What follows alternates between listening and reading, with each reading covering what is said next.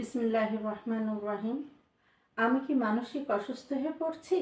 কথাটি এজন্যই বললাম যে আমি কুকুরের সাথে, হায়নার সাথে, নাপাক জন্তুর সাথে সৃষ্টির সেরা জীব মানুষের অনেক কর্মকাণ্ডের সাদৃশ্য খুঁজে পাচ্ছি। বিশেষ করে তথাকথিত উঁচু শ্রেণীর বুদ্ধিজীবীদের মাঝে যেমন ছোটবেলায় শীতকালে রোদ পোহানোর সময় দুষ্টু কোনো ছেলে দুটি কুকুরের বাচ্চার মুখে মুখ ঘষে দিত, ফলে দুই কুকুরের বাচ্চার মধ্যে মারামারি চেঁচামেচি লেগে যেত।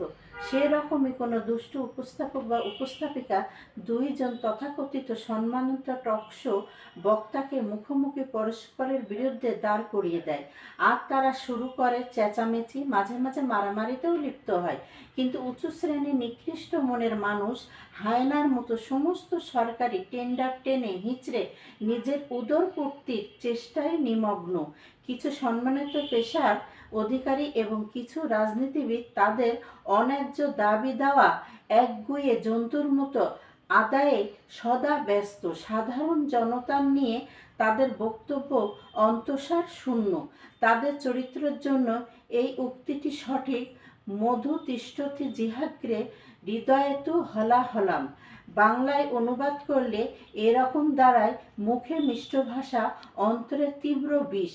কিছু ক্ষেত্রে আমরা পশুর থেকেও হার মানাই।